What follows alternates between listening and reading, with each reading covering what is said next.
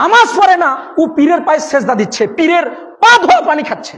এরা আবার দাবি করে ওরা মুসলমান, দাবি করে না, এক ওয়াক্ত নামাজ পড়ে না, গাঁজা টানতে টানতে জীবন শেষ। এই যে কুষ্টিয়ার লালনের ওখানে বলছে যে এখানে গাঁজাকে নিষিদ্ধ করতে হবে, তো ওখানকার যারা দায়িত্বশীল তারা আবার কি বলছে দেখেন, তারা বলছে যদি কুষ্টিয়ার লালনের এখানে যদি গাঁজাকে নিষিদ্ধ করা হয় তাহলে 30 জন মানুষ হতে হবে না। আল ফিরকাতুন নাজিয়া বা মুক্তিপ্রাপ্ত দল কারা, আজকে তার পরবর্তী অংশ আলোচনা করব ইনশাআল্লাহ। মুক্তিপ্রাপ্ত দল কারা এটা বোঝার আগে দু একটি বিষয় যদি আমরা বুঝি তাহলে বিষয়টা ভালোভাবে ক্লিয়ার হবে। প্রথম কথা, গত জুমায় বলেছিলাম যে মুক্তিপ্রাপ্ত দল কারা, তাদের মধ্যে 1 নম্বর হচ্ছে সাহাবীগণ, 2 নম্বরে বলেছিলাম সাহাবীদেরকে যারা অনুসরণ করেছেন তাবে তাবেঈ, 3 নম্বরে বলেছিলাম তাবে তাবেঈ এবং তাদেরকে যারা অনুসরণ করেছেন ইমাম, ফকিহ এবং সাধারণ মানুষ, তারা হচ্ছেন মুক্তিপ্রাপ্ত দল। এখন আসেন, আমরা সব সময় একটা কথা বলছি যে কোরআন এবং সহিহ হাদিসকে গ্রহণ করতে হবে, এটা আমরা সকলেই বলি, কেউ দ্বিমত করি না। কিন্তু আপনি যদি লক্ষ্য করেন তাহলে মুসলমানদের মধ্যে 2টা ভাগ দেখতে পাবেন। আপনি কি মুসলমান? জি আমি মুসলমান। 2 নম্বর প্রশ্ন, আপনি শিয়া না সুন্নি? তো বলছে আমি সুন্নি। ঠিক আছে, তুমি ঠিক আছো। কোন সুন্নি? আহলে সুন্নাহ ওয়াল জামাআহ। মুক্তিপ্রাপ্ত দল হচ্ছে আহলে সুন্নাহ ওয়াল জামাআহ। আরেকটা সুন্নি কারা? বাংলাদেশেই দেখবেন চট্টগ্রাম বিভিন্ন পীরপন্থী যারা নিজেদেরকে সুন্নি বলে দাবি করে, এদের মধ্যে আবার ভাগ রয়েছে। দ্বিতীয় অংশ যেটা হচ্ছে শিয়া। শিয়া কারা? শিয়া হচ্ছে তারাই যারা অবস্থান করে হচ্ছে ইরানি। তারা কি বলে? তারা বলে হচ্ছে যে আয়েশা রাদিয়াল্লাহু তাআলা আনহা হচ্ছে জিনাকারিনী মহিলা। শিয়া কারা? শিয়া তারাই যারা আমরা অনেক সময় বলি যে ইরান অনেক কিছু করছে, এটা করছে সেটা করছে, কিন্তু তাদের আকীদা বা বিশ্বাস আমরা জানি না। তারা বলে কি? তারা বলে আবু হুরায়রা, তারপরে আরো বিভিন্ন সাহাবীদেরকে তারা কাফের মনে করে, তারা তাদেরকে মুসলমান মনে করে না। তারা মনে করে যে আমাদের যে ফাতেমা, তারপরে হাসান হোসাইন, তারপরে মোহাম্মদ এবং আলী, এই কয়টা ব্যতীত তারা সমস্ত সাহাবীকে তারা কাফের মনে করে। তারা এটাও বলে যে আল্লাহ ভুলে আলীর কাছে ওহী নিয়ে এসেছিলেন, জিবরিল ভুলে মুহাম্মদ সাল্লাল্লাহু আলাইহি সাল্লামকে ওহী দিয়েছেন। কত বড় বিশ্বাস তাদের, খারাপ দেখছেন? এরা হচ্ছে শিয়া। শিয়া কারা? যারা বলে যে কোরআনে ভুল আছে। এরাই হচ্ছে ইরান। তারাই বলে কি কোরআনে ভুল আছে। পৃথিবীর ইতিহাসে কোনো মুসলমান দাবিদার কেউ কখনোই বলেনি যে কোরআনে ভুল আছে, শুধুমাত্র শিয়া ব্যতীত। এখন শিয়া সুন্নি আসলো। আচ্ছা সুন্নি, আপনি কোন সুন্নি? বলে আমি হচ্ছে দেওবন্দি। দেওবন্দের মধ্যে আবার 2টা ভাগ। দেওবন্দের মধ্যে আবার কয়টা ভাগ? 2টা ভাগ। একটা হলো দেওবন্দি, আরেকটা হলো তাবলিগ জামাত। তাবলিগ জামাতের মধ্যে আবার 2টা ভাগ বাংলাদেশে। একটা হলো সাদপন্থী, আরেকটা হচ্ছে জুবাইরপন্থী। কারোর সঙ্গে কারো মিল নেই। এদের মধ্যে আরেকটা অংশ রয়েছে যে যারা হচ্ছে তরিকাপন্থী, কাদেরি, নকশাবন্দি, ফুরফুরা, মুজাদ্দেদি। এই যে তরিকা, 1970-80 সালের দিকে একবার জরিপ হয়েছিল যে বাংলাদেশে কত পীর আছে, মুরিদ নয় পীর। 2,98,000 হচ্ছে পীর। মুরিদের কথা তো ভিন্নই থাকলো। তার মানে এই গ্রামে ধরে নেন যে আমি আসি, আপনারা আমার মুরিদ, আমি একটা পীর, আপনারা আমাকে পীর মানেন। এইরকম 1980 সালের দিকে একবার জরিপ হয়েছিল সরকারিভাবে, তখন দেখা গিয়েছে 2,98,000 শুধু পীর। সেই পীরদের আবার আকীদা কি? সেই পীরদের আবার আকীদা হচ্ছে যে আমার পীর জান্নাতে নিয়ে যাবে, আমার পীর কবরে এসে আমার কবরের আযাবকে মাফ করে দিবে, আমার পীর এসে কবরে মুনকার নাকির আসতেই পারবে না, আমার পীর আসতেই দিবে না। এটা হচ্ছে পীরদের আকীদা। তো এদের মধ্যে থেকে জান্নাতের দল কারা, হকপন্থী দল কারা, কারা জান্নাতি দল, তারা হচ্ছে আহলে সুন্নাহ ওয়াল জামাআহ আল ফিরকাতুন নাজিয়া। কারা তারা? যারা কঠোরভাবে নির্দ্বিধায় নিজের স্বার্থকে বিলীন দিয়ে পবিত্র কোরআন এবং সহিহ হাদিসকে যারা আঁকড়ে ধরবে, তারাই হচ্ছে আহলে হাদিস। তারা কারা?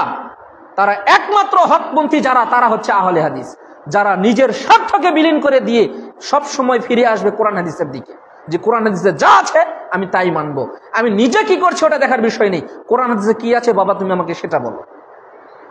তারা হচ্ছে আল ফিরকাতুন নাজিয়া বা মুক্তিপ্রাপ্ত দল। তাদের আকীদা বা বিশ্বাস কি সেগুলো নিয়ে আমরা আলোচনা করেছিলাম। আমরা বলেছিলাম যে তারা বিশ্বাস করে যে আল্লাহ হচ্ছেন তার নিজ আসনের সপ্তম আকাশের উপরে রয়েছেন। দলিল আর রহমান আলাল আরশি ইস্তাওয়া, রহমান আল্লাহ তিনি 7 আসমানের উপর তার নিজ আসনে আরশের উপর সমুন্নীত। এখন বলবেন এটা আবার কেমন কথা? আমাদের আকীদা বা বিশ্বাস হচ্ছে আল্লাহ তার নিজ আসনে বসে রয়েছেন। আমাদেরই হানাফি মাযহাবপন্থী ভাই, তাদের এই আকীদা বা বিশ্বাস হচ্ছে আল্লাহ সব জায়গাতে বিরাজমান, সম্পূর্ণ একটা ভ্রান্ত আকীদা। আপনি যদি আমাকে প্রশ্ন করেন যে কিভাবে বুঝবো, ইমাম মালিক রাহিমাহুল্লাহকে জিজ্ঞেস করা হয়েছিল এই আয়াত সম্পর্কে। ইমাম মালিক রাহিমাহুল্লাহ বলছেন আল ইস্তিওয়াউ মা'লুমুন, আল্লাহ আকাশের উপরে আছে এটা হচ্ছে আমাদের সকলেই আমরা জানি। ওয়াল কাইফু মাজহুলুন, আল্লাহ কিভাবে আরশের উপরে আছেন আমরা জানি না, তিনি আছেন এটা আমাদের বিশ্বাস, এটা বিশ্বাস করতে হবে, কিভাবে আছেন আমরা জানি না। ওয়াল ঈমানু বিহি ওয়াজিবুন, কিন্তু এটার উপরে ঈমান আনয়ন করা ওয়াজিব, আবশ্যক, অবশ্যই ঈমান রাখতে হবে যে আল্লাহ তার নিজ আসনে বসে রয়েছেন 7 আসমানের উপরে। ওয়াসসালু আনহু বিদআতুন, এই বিষয়ে অতিরিক্ত প্রশ্ন করাই হচ্ছে বিদআত। এখন বলবেন যে হানাফি মাযহাবের ভাইরা, তাদের কাছে আমার প্রশ্ন, আপনারা যাকে ইমাম মানেন, ইমামে আযম আবু হানিফা রাহিমাহুল্লাহ, তাকে জিজ্ঞেস করা হয়েছিল আল্লাহ কোথায় আছেন। ইমাম আবু হানিফা দার্থহীন কণ্ঠে কঠিন ভাষায় উত্তর দিয়েছিলেন, আম্মান ক্বালা লা আরিফু রাব্বি ফিস সামাই আম ফিল আরশ, কোন ব্যক্তি যদি বলে, কোন সংশয় তৈরি করে, মনের ভিতরে যদি সন্দেহ তৈরি করে যে আল্লাহ আকাশে আছে না জমিনে আছে, আল্লাহ আকাশে আছে না জমিনে আছে, এরকম যদি ভিতরে যদি তারা সন্দেহ পোষণ করে, ফাকাদ কাফারা, সে কাফের হয়ে যাবে। লিআন্নাল্লাহু সুবহানাহু ওয়া তাআলা ইয়াকুলু, কেননা আল্লাহ তাআলা বলছেন আর রহমানু আলাল আরশি ইস্তাওয়া, এই আয়াতিন দলিল দিয়ে বলছেন আল্লাহ 7 আসমানের উপরে একটা নির্দিষ্ট আসনে রয়েছেন। কিন্তু আমাদের হানাফি ভাইরা কি বলেন যে আল্লাহ সব জায়গাতে বিরাজমান, সম্পূর্ণ একটা ভ্রান্ত আকীদা, যেই আকীদার কারণেই তাদেরকে মুসলিম বলাই আবার কঠিন, তাদেরকে মুসলমান বলা যাবে না। যদি এই আকীদা কেউ বিশ্বাস করে যে আল্লাহ সব জায়গাতে বিরাজমান, আল্লাহ সব জায়গাতে রয়েছে, আল্লাহ পায়খানাতেও রয়েছে, আল্লাহ মলমূত্রে রয়েছে, আল্লাহ ওই প্রসাবখানাতে রয়েছে, এই আকীদা যাদের, তারা অবশ্যই কাফের, তারা মুসলমান নয়। এই বিষয়ে সন্দেহই করা যাবে না। কি বলতে হবে? আল্লাহ কোথায় আছেন? আল্লাহ 7 আসমানের উপরে তার নিজ আসনে রয়েছেন। যদি কেউ প্রশ্ন করেন কিভাবে আছেন, ওই যে ইমাম মালিক রাহিমাহুল্লাহ বললেন কিভাবে আছেন ওটা আমরা জানি না, তবে আছেন এটা বিশ্বাস করতে হবে, প্রশ্ন করা যাবে না। আল্লাহ সেখানে আছেন এটা বিশ্বাস করতে হবে। তারপরে আসেন, আল্লাহ তাআলা বলছেন ওয়া হুয়া মাআকুম আইনামা কুনতুম, আল্লাহ তাআলা বলছেন যে আল্লাহ তোমাদের সাথেই রয়েছেন আইনামা কুনতুম, তোমরা যেখানেই থাকো না কেন। এখন বলবেন কিভাবে? বরং আল্লাহ তিনি যিনি তার নিজ আসনে রয়েছেন, কিন্তু তার ক্ষমতা রয়েছেন সব জায়গায়। ক্ষমতা রয়েছেন কোথায়? সব জায়গায়। যেহেতু আগের আয়াতে আমরা স্পষ্ট হলাম আল্লাহ তার নিজ আসনে রয়েছেন, আল্লাহ কি কোথায় রয়েছেন? তার নিজ আসনে রয়েছেন, কিন্তু তার ক্ষমতা রয়েছেন সব জায়গায়। তার আগে আমরা গত জুমায় আলোচনা করেছিলাম যে আমরা আমাদের এই দৃষ্টি যতদূর যায় আমরা ততটুকু দেখতে পাই। এজন্য আমরা হলো কি মাখলুক, আমরা মাখলুক। আর খালেক আল্লাহ তিনি, যিনি কোথায় কি আছে না আছে আমরা যেটা চোখ দিয়েও দেখতে পাই না, সেটাও আল্লাহ দেখেন। সেটাও কে দেখেন? আল্লাহ সুবহানাহু ওয়া তাআলা। আল্লাহ তাআলা বলছেন ওয়া নাহনু আকরাবু ইলাইহি মিন হাবলি ওয়ারিদ। আল্লাহ তাআলা বলছেন তিনি তোমাদের এত নিকটবর্তী, তোমাদের ঘাড়ের প্রধান শিরা যেরকম নিকটবর্তী, আল্লাহ তার থেকেও তোমাদের নিকটবর্তী। কিভাবে? ক্ষমতার দিক দিয়ে। আল্লাহ তোমাদের সবকিছু জানেন, সবকিছু বোঝেন, সবকিছু তোমাদের ফায়সালা করে দেন। আল্লাহ তার নিজ আসনে বসে। আল্লাহ তাআলা বলছেন ইন্নানি মাআকুমা আসমাউ ওয়া আরা, নিশ্চয় আমি তোমাদের সাথে রয়েছি। আসমাউ, তোমরা যা কিছু করো না কেন, যা কিছু বলো না কেন, আমি সেগুলো শুনি। ওয়া আরা, এবং আমি তোমাদের দেখছি। এই কথাগুলো আমাদের বিশ্বাস করতে হবে। কিভাবে শোনেন এই প্রশ্ন করা যাবে না। আমরা যেভাবে শুনি সেইভাবে এটা প্রশ্ন করা যাবে না। আল্লাহ শোনেন কিভাবে জানি না, আল্লাহ দেখেন কিভাবে দেখেন আমাদের দেখার মতো আমরা জানি না। প্রশ্ন বুঝতে পেরেছেন? আল্লাহ দেখেন এই বিশ্বাস করতে হবে। কিভাবে দেখেন আমরা জানি না, কেননা আল্লাহ ওটা স্পষ্ট করেননি। যদি স্পষ্ট করতেন আমরা সেটা বলতে পারতাম। আল্লাহ দেখেন কিভাবে আমাদের দেখার মতো আমরা জানি না, দেখেন এই বিশ্বাস করতে হবে। আল্লাহ কোথায় আছেন? 7 আসমানের উপরে তার নিজ আসনে রয়েছেন, এই বিশ্বাস করতে হবে। তিনি কিভাবে আছেন আমরা জানি না। কথাটা বুঝতে পেরেছেন? এর ব্যতিক্রম যদি আপনি বিশ্বাস করেন তাহলে আপনাকে মুসলমান বলা যাবে না। কি বলা যাবে না? মুসলমান বলা যাবে না। মুসলমানের খাতা থেকে আপনার নামটা কেটে যাবে। আল্লাহ সকলকে সঠিক বুঝ দান করুন, আল্লাহুম্মা আমিন। মুক্তিপ্রাপ্ত দল কারা? জান্নাতি দল কারা? আল ফিরকাতুন নাজিয়া কারা? তার মধ্যে 4th নম্বরে হচ্ছে তারা আল্লাহ রাস্তায় সংগ্রাম করবে, জিহাদ করবে পরিবেশ পরিস্থিতি অনুযায়ী। আল্লাহ তাআলা বলছেন ইন্নাল্লাহা ইউহিব্বুল্লাযীনা ইউকাতিলুনা ফী সাবিলিহি সাফফা কাআন্নাহুম বুনয়ানুম মারসুস। আল্লাহ তাআলা বলছেন ইন্নাল্লাহা ইউহিব্বুল্লাযীনা ইউকাতিলুনা, আল্লাহ তাআলা ওই বান্দাদেরকে সবচেয়ে বেশি ভালোবাসেন, ইউকাতিলুনা ফী সাবিলিহি সাফফা, যারা আল্লাহ রাস্তায় যুদ্ধ জিহাদ করে।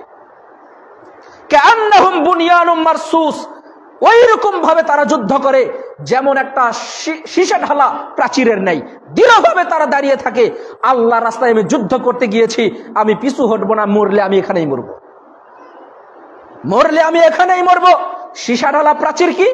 যেই প্রাচীরের উপরে এমন ভাবে লোহা গলিয়ে সেই দেয়ালের উপরে দেওয়া হয়েছে, যেই দেয়ালটাকে ভাঙ্গা অনেক কঠিন, এটা হচ্ছে সীসা ঢালা প্রাচীরের ন্যায়।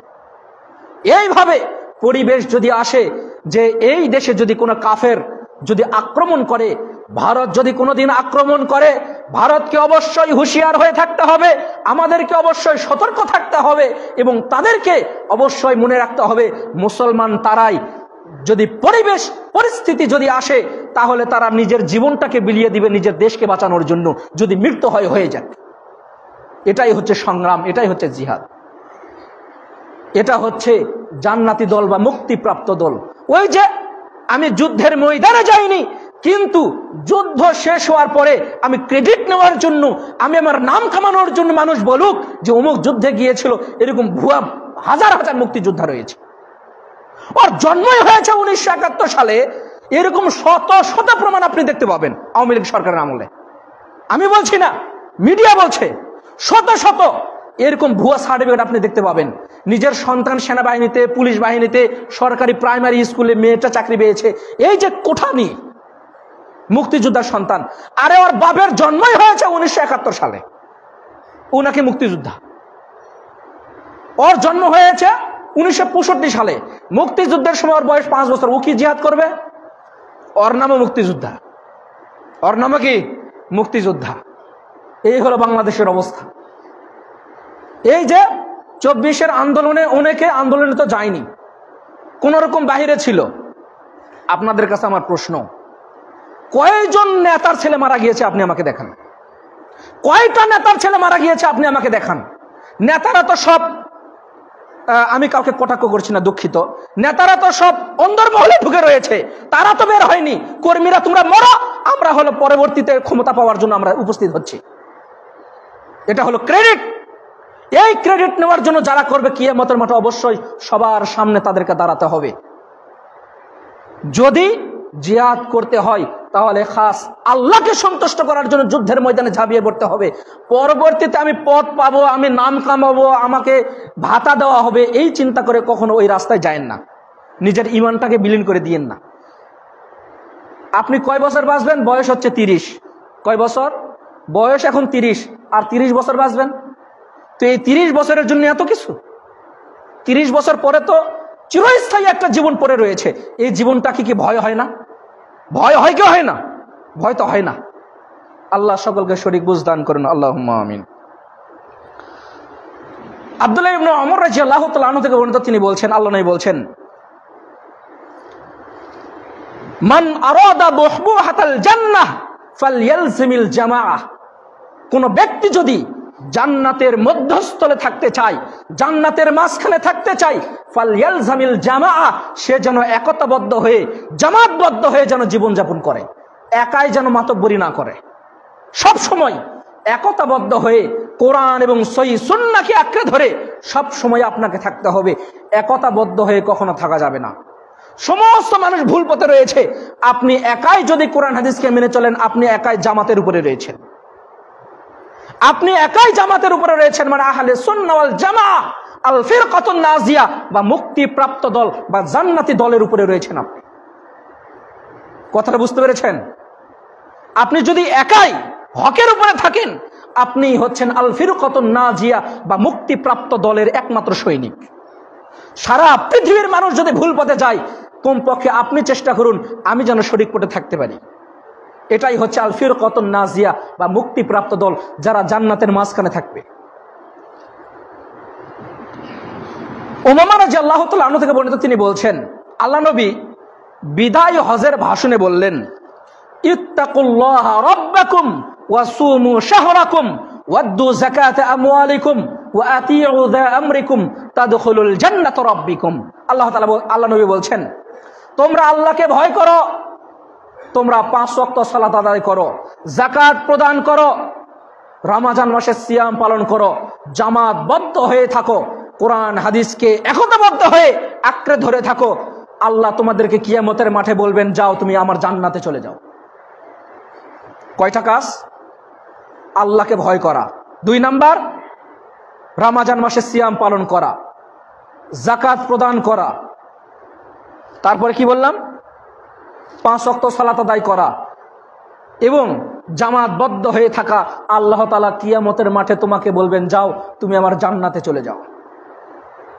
কয়েকটা কাজ করতে পারবেন না? কয়েকটা কাজ আপনি চেষ্টা করেন, পারবেন। আপনি অনেক কিছু পারেন। কোথায় টাকা মারতে হবে এটা আপনি জানেন। ওটা আপনি কত পরিকল্পনা করেন। রাতে ঘুমানোর সময় চেষ্টা করেন, কালকে এইভাবে এইভাবে এই কাজটা করে এই টাকাটা অমুক জায়গা থেকে মারবো। এটা কিন্তু পরিকল্পনা করতে হয়। পরিকল্পনা করতে হয় না? তো আপনি ওটা যদি এত কষ্ট করে পরিকল্পনা করতে পারেন, তো আপনার জান্নাত দরকার আছে কি নেই? বহু মানুষ তারা শুধু এই ভুল পথে যেতে যেতে নিজে একটিবারও চিন্তা করে না যে আমার সামনে কি হবে। তাই নিজের ভবিষ্যতের জন্য কিছু সঞ্চয় করুন। আল্লাহ সঠিক বুঝ দান করুন, আল্লাহুম্মা আমিন। আল্লাহ তাআলা বলছেন, ওয়াউফু বিল আহদি ইন্নাল আহদা কানা মাসউলা। আল্লাহ তাআলা বলছেন, আল্লাহর কাছে তোমরা অঙ্গীকার করেছো। আপনারা অঙ্গীকার করেননি যে হে আল্লাহ আমরা কোরআন এবং সহিহ সুন্নাহকে মেনে চলবো? বলেননি? সবাই আমরা বলি। তাহলে শুনে রাখুন, ইন্নাল আহদা কানা মাসউলা, কিয়ামতের মাঠে তোমরা যে দুনিয়াতে চুক্তি করেছো, এই চুক্তির জন্য তোমাদেরকে আল্লাহ জিজ্ঞাসাবাদ করবেন যে তুমি তোমার ওয়াদা পূরণ করেছো কিনা। তুমি কি ওয়াদা পূরণ করেছো, এই কথা আল্লাহ তোমাকে জিজ্ঞাসাবাদ করবেন। তাই আমাদেরকে অবশ্যই সতর্ক সাবধান হতে হবে। আল ফিরকাতুন নাজিয়া বা মুক্তিপ্রাপ্ত দল কারা, তাদের কাতারে কিভাবে এই রাস্তা আমাদেরকে চলতে হবে, আল্লাহ সকলকেই মানার তৌফিক দান করুন, আল্লাহুম্মা আমিন।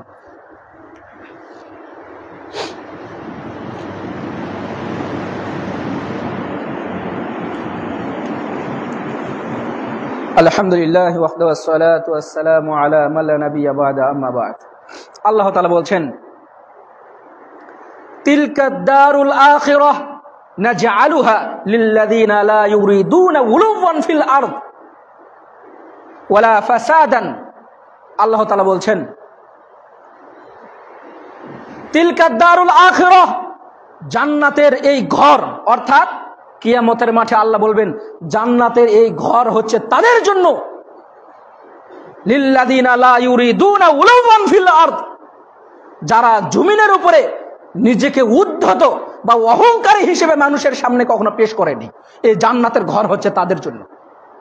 আপনি এখন বলেন যে আপনি কেমন নেতা যে আপনার জনগণের উপরে আপনি উদ্ধত আচরণ করেন কিনা, অহংকার প্রদর্শন করেন কিনা, জনগণের আত্মসাৎ হরণ করেন কিনা, আপনি এখন নিজেকে জিজ্ঞেস করুন।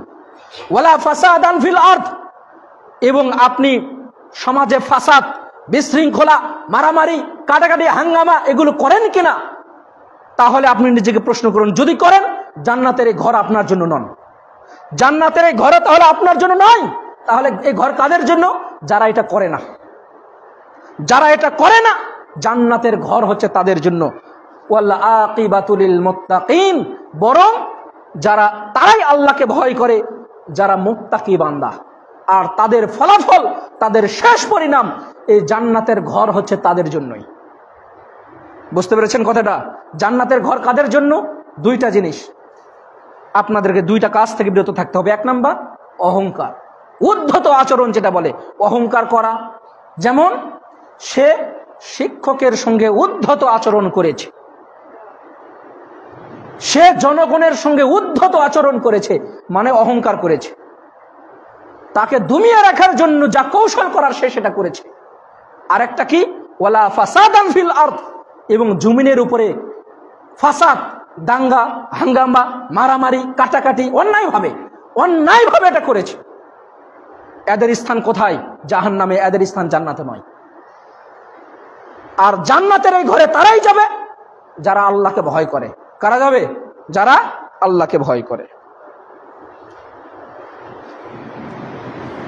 5 নাম্বার, কাফের মুশরিকদের বিরুদ্ধে সব সময় তারা কঠোর, কিন্তু মুসলমানদের জন্য তাদের অন্তর কাঁদবে। এরা হচ্ছে জান্নাতি দল, এরা হলো আহলে সুন্নাহ ওয়াল জামাআহ, এরা হচ্ছে মুক্তিপ্রাপ্ত দল, আল ফিরকাতুন নাজিয়া। আল্লাহ তাআলা বলছেন, মুহাম্মাদুর রাসূলুল্লাহ ওয়াল্লাযীনা মাহু আশিদ্দাউ আলাল কুফফার রুহামাউ বাইনাহুম তারাহুম রুকআন সুজদান ইয়াবতাগুনা মিন ফাজলিল্লাহ সীমাহুম ফি বুজুহিহিম মিন আসারিস সুজুদ। আল্লাহ তাআলা বলছেন, মুহাম্মাদুর রাসূলুল্লাহ, মুহাম্মদ সাল্লাল্লাহু আলাইহি ওয়াসাল্লাম, ওয়াল্লাযীনা মাহু আশিদ্দাউ আলাল কুফফার, এবং মুহাম্মদ সাল্লাল্লাহু আলাইহি ওয়াসাল্লামের যারা সঙ্গী সাথী সাহাবীগণ, তারা কাফেরদের উপরে সব সময় কঠোর হবে। কাফেরদের জন্য যখনই আপনি মনটা নরম করবেন, আপনি আহলে সুন্নাহ ওয়াল জামাআহ নন, আপনি জান্নাতি দল নন, আপনি জান্নাতি লোক নন। এখন কথা হচ্ছে, আমরা কি কাফেরদের সঙ্গে অন্যায় আচরণ করব না? আবার অন্যায় আচরণও করা যাবে না। তারা যা প্রাপ্য তারা তাই পাবে। কিন্তু কি নয়, আমি একটা মুসলমানের ক্ষতি করে কাফেরকে উপকার করব, এটা ইসলাম বলে না। তারপরে বলছেন রুহামাউ বাইনাহুম, এবং এক মুসলমান আরেক মুসলমান তাদের জন্য মনটা কাঁদবে। ওই যে ফিলিস্তিন, তাদের জন্য আমাদের মনটা কাঁদে। দোয়া করতে হবে। আল্লাহর নবী বারবার সালাতে সেই ইহুদিদের জন্য বরদোয়া করেছেন। এই যে ভারতে কাশ্মীরে মুসলমানদের উপর নির্যাতন করা হচ্ছে, ভারতে বাবরি মসজিদকে ধ্বংস করে দেওয়া হলো, অসংখ্য মসজিদকে নিঃশেষ করে দেওয়া হচ্ছে, অসংখ্য মাদ্রাসাকে নিঃশেষ করে দেওয়া হয়েছে, ভেঙে ফেলে দেওয়া হয়েছে, মুসলমানদের উপরে মেরে সারখার করছে। আর তারা আবার বলছে কি বাংলাদেশে নাকি হিন্দুরা নাকি নির্যাতিত। সম্পূর্ণ একটা অপবাদ। বাংলাদেশে হিন্দুরা তাদের দেশের হিন্দুর থেকে অনেক ভালো আছে, বরং তাদের দেশে মুসলমানদের উপরে যেভাবে নির্যাতন করা হচ্ছে অন্যান্য দেশে এরূপভাবে করা হচ্ছে না। বাংলাদেশে হিন্দুরা বহু সুখে রয়েছে। তারাই বলছে, হিন্দুদের যে সংগঠন তারাই বলছে, বরং হিন্দুদের যে উগ্রবাদী সংগঠন সেটা হচ্ছে ইসকন। ইসকন কি? এটা পরবর্তীতে কখনো যদি সময় হয় সেগুলো বলবো ইনশাআল্লাহ। কিন্তু আপনি কোনো একটা জিনিস ক্রয় করবেন না যদি মুসলমানের দোকানে যদি পাওয়া যায়। অমুসলিমদের উপরে সব সময় আপনার অন্তরটা কঠোর থাকতে হবে, কিন্তু তাদের ক্ষতি করা যাবে না, বরং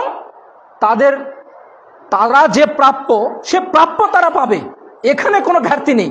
কিন্তু মুসলমানদের ক্ষতি করে তাদের উপকার করা যাবে না। কথাটা কি বুঝতে পেরেছেন? তারপরে বলছেন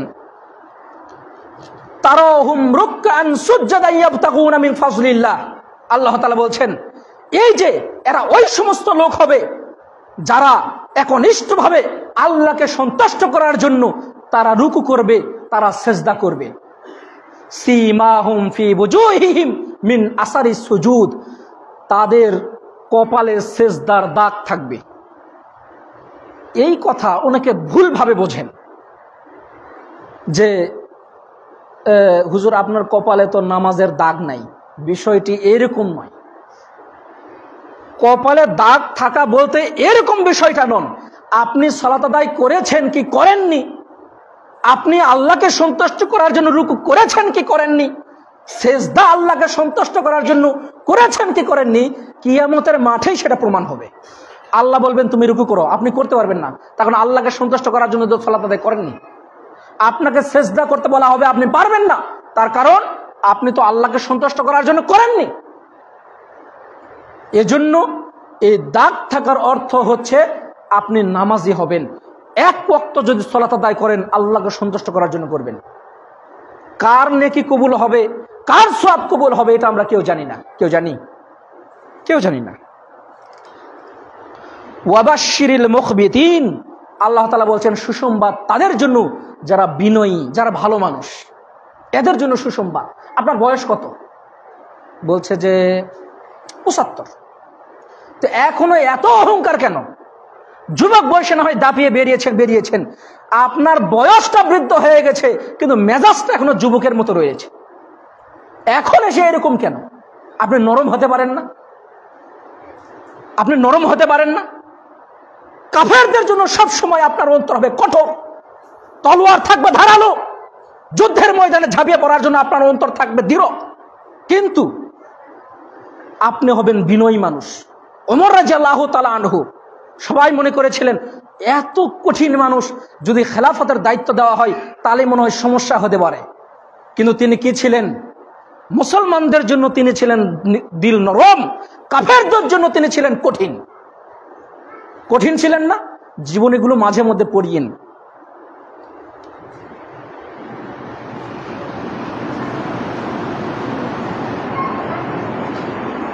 আমার আলোচনা আরো কিছু ছিল কিন্তু সময় শেষ। পরিশেষে আপনাদের উদ্যত আহ্বান জানাবো, আমি যে বিষয়টি নিয়ে আলোচনা করছি আপনাদের মনে হতে পারে যে এই বিষয়টা আমরা কোনোদিন শুনিনি, আপনারা তো শুনতে পাবেন না। তো ভালো খতিব না নিয়ে আসলে তো আপনি শুনতে পাবেন না। তো ওই সারা জীবন আপনারাই যা সমালোচনা করেন, কি করবেন? কই হুজুর না 2 দিন আগে নামাজের আলোচনা করলো, আবার নামাজ, শুধু ঝাড়ি মারে, ভালো করে নরম করে কয় না আপনারা একটু নামাজ পড়েন, এটা করেন সেটা করেন। তো এই যে বিষয়গুলো, এগুলো আপনি কখনো শুনতে পাবেন না। তো এগুলো পুরো সত্তা গবেষণা করতে হবে, তারপরে আপনারা শুনতে পাবেন, হুট করে শুনতে পাবেন না। তো আর এই বিষয়গুলো দরকার না। এটা বিষয়ের শিরোনাম কি, যে জান্নাতে কারা যাবে, তাদের আলামত কি হবে, এটাকে আরবি ভাষায় আল ফিরকাতুন নাজিয়া বা মুক্তিপ্রাপ্ত দল। কিয়ামতের মাঠে শত শত দল থাকবে না? হিন্দু, খ্রিস্টান, বৌদ্ধ, নাসারা, অগ্নিপূজক, শিয়া, কাদেরি, নকশাবন্দি, পীর পূজারি। আরে আল্লাহ নামাজ পড়ে না, ও পীরের পায়ে সেজদা দিচ্ছে, পীরের পা ধোয়া পানি খাচ্ছে। এরা আবার দাবি করে ওরা মুসলমান, দাবি করে না, এক ওয়াক্ত নামাজ পড়ে না, গাঁজা টানতে টানতে জীবন শেষ। এই যে কুষ্টিয়ার লালনের ওখানে বলছে যে এখানে গাঁজাকে নিষিদ্ধ করতে হবে, তো ওখানকার যারা দায়িত্বশীল তারা আবার কি বলছে দেখেন, তারা বলছে যদি কুষ্টিয়ার লালনের এখানে যদি গাঁজাকে নিষিদ্ধ করা হয় তাহলে 30 জন মানুষ হতে হবে না। তারা গাঁজা টানছে আর বলছে এটা বাবার বিশেষ দান, এটা আল্লাহর দেওয়া উপহার। টানতে অনেক মলা, এটার নাম হলো সিদ্ধি। এটা খেলে নাকি আল্লাহকে পাওয়া যায়। কত বড় নিমুখ হারাম, চিন্তা করছেন? এলা মুসলমানের, হিন্দুদের থেকেও মনে হচ্ছে খারাপ। আরে হিন্দুরা প্রকাশ্যে ঘোষণা করে যে আমরা মূর্তি পূজা করি, আর তারা মূর্তি পূজার থেকেও কঠিন কাজ করে, আল্লাহকে অস্বীকার করে। আবার বলে নামাজ পড়তে হবে, কোরআনে যে কোথায় আছে? মৌলানারা আমার সাথে এসে বসুক, যে দেখাক যে নামাজ পড়া লাগবে কোথায় আছে। দেখছেন, ও আবার বলে আমি মুসলমান, দাড়ি আছে আবার সুন্দর বড় বড় দাড়ি। হ্যাঁ, যে সেই সুন্দর মোষ। রবীন্দ্রনাথেরও দাড়ি ছিল। কার ছিল? রবীন্দ্রনাথেরও সুন্দর দাড়ি ছিল। নরেন্দ্র মোদী কিছুদিন আগে দাড়ি রেখেছিলেন, দেখছিলেন? মনে হচ্ছে না কি শুধু জুব্বাটা গায়ে দিলেই মনে হবে সেই বড় একটা মৌলানা, তাই না? আপনি ধরলেন কাফের। এই যে অনেকেই এটা করে, কিন্তু লেবাস দেখে মনে হচ্ছে। অনেক হিন্দুকে দেখবেন ভারতে, হিন্দুদের পোশাক কিন্তু পাঞ্জাবি। আপনারা জানেন এটা? হিন্দুরা কিন্তু পাঞ্জাবি বেশি পরে আর ধুতি। তো ধরে নেন দাড়ি রাখছে, পাঞ্জাবি পরছে, একটা লুঙ্গি পরছে, ওকে কি মুসলমান মনে করবেন না? সালাম আলাইকুম ভাই, ভালো আছেন? ও কিন্তু ওই হিন্দু, ও কি হিন্দু। তো এজন্য এই বিষয়গুলো অতীব জরুরি, কিন্তু আমরা কোনোদিন শুনিনি। এজন্য মনে হতে পারে যে আসলে আপনারা শুধু মাথায় রাখবেন যে হুজুর আলোচনা করতেছি কি বিষয়, কি এগুলো দেখার দরকার নেই। পরিশেষে আপনারা গেট দিয়ে আসলেন না? এই যে মসজিদের, আপনাদের মসজিদের গেট দিয়ে আসলেন তো, কত সুন্দর একটা গেট দেখছেন? এই যে এই ওয়াল দিয়ে কত সুন্দর সুন্দর এগুলো থাইগুলো লাগানো হয়েছে, ভালো লাগতেছে না? সুন্দর লাগতেছে। গেটে রং করলে, টাইলস লাগালে আরো সুন্দর লাগবে। তো এখানে যারা দান করেছে, দান করা এটা সবার অন্তরে কুলাই না। টাকা আসা দান করে না, আবার ভ্যান চালায়, দেখেন যে লোকটা দিয়ে টাকা অগ্রিম দিয়ে দিয়েছে। তো যারাই দান করেছেন এবং যারা দান করেননি, পরবর্তীতে হয়তো তারা দিবেন, সকলের জন্যই আমরা বিশেষভাবে খাস করে দোয়া করছি, আল্লাহ অনেকেই যারা দান করেছে তুমি তাদের দানকে কবুল করে নাও। যারা যে নিয়তে দান করেছে, এই দানের ওসিলায় আল্লাহ তুমি তাদেরকে জান্নাত দিয়ে দাও, তাদের কবরের আযাব তুমি আল্লাহ মাফ করে দাও। অনেকেই পিতার নিয়তে দান করেছে, আল্লাহ তুমি তার পিতার সেই নিয়তকে পূর্ণ করে দাও। অনেকে মায়ের নিয়তে দান করেছে, আল্লাহ তুমি তাদের নিয়তগুলো পূর্ণ করে নাও। অনেকে প্রকাশ্য দান করেছে, আল্লাহ তুমি তার দানকে কবুল করে নাও। অনেকে গোপনে দান করেছে, আল্লাহ তুমি তাদের দানকে কবুল করে নাও। যারা দান করেনি, যারা দিবে, আল্লাহ তাদেরও তুমি কবুল করে নাও। এবং আমরা সব সময় যেন একতাবদ্ধ হয়ে থাকতে পারি, আল্লাহ তুমি সেই তৌফিক দান করো। এবং এই দানের ওসিলায় আমাদের যেন কবরের আযাব মাফ হয়ে যায়, দানের ওসিলায় যেন কিয়ামতের মাঠের ভয়াবহ সেই বিচার থেকে যেন আল্লাহ আমরা পরিত্রাণ পাই। এই দানের ওসিলায় যেন আমরা আল্লাহ জাহান্নাম থেকে যেন পরিত্রাণ পাই। আল্লাহ তুমি আমাদের কবুল করে নাও। এবং আমাদের অন্তরে যদি কোনো লোক দেখানো থাকে, আল্লাহ এটা বুঝিনি, আল্লাহ একটু লোক দেখানো কিছু এসেছিল যে আমি দান করি, লোকে দানবার বলবে, আল্লাহ তওবা করছি, এটা তুমি আল্লাহ মাফ করে দাও। এই লোক দেখানো যদি হয়ে থাকে, আল্লাহ তুমি ওটা সাইড করে দিয়ে আল্লাহ তোমার খাস নিয়তে তুমি এটা কবুল করে নাও। এই বলে আজকের সংক্ষিপ্ত আলোচনা এখানে শেষ করছি। আল্লাহুম্মা সাল্লি আলা মুহাম্মাদ ওয়া আলা আলি মুহাম্মাদ কামা সাল্লাইতা আলা ইব্রাহিম ওয়া আলা আলি ইব্রাহিম ইন্নাকা হামিদুম মাজিদ। আল্লাহুম্মা বারিক আলা মুহাম্মাদ ওয়া আলা আলি মুহাম্মাদ কামা বারাকতা আলা ইব্রাহিম ওয়া আলা আলি ইব্রাহিম ইন্নাকা হামিদুম মাজিদ। আল্লাহুম্মা আনসুরিল মুসলিমিনা ফি কুল্লি মাকান। আল্লাহুম্মা ইজলিল ইসলাম ওয়াল মুসলিমিন। রব্বানা আতিনা ফিদ দুনিয়া হাসানাহ ওয়া ফিল আখিরাতি হাসানাহ ওয়া কিনা আযাবান নার। রব্বানা যালামনা আনফুসানা ওয়া ইল্লাম তাগফির লানা وترحمنا لنكونن من الخاسرين. سبحانك اللهم وبحمدك أشهد أن لا إله إلا أنت أستغفرك وأتوب إليك. السلام عليكم ورحمة الله وبركاته.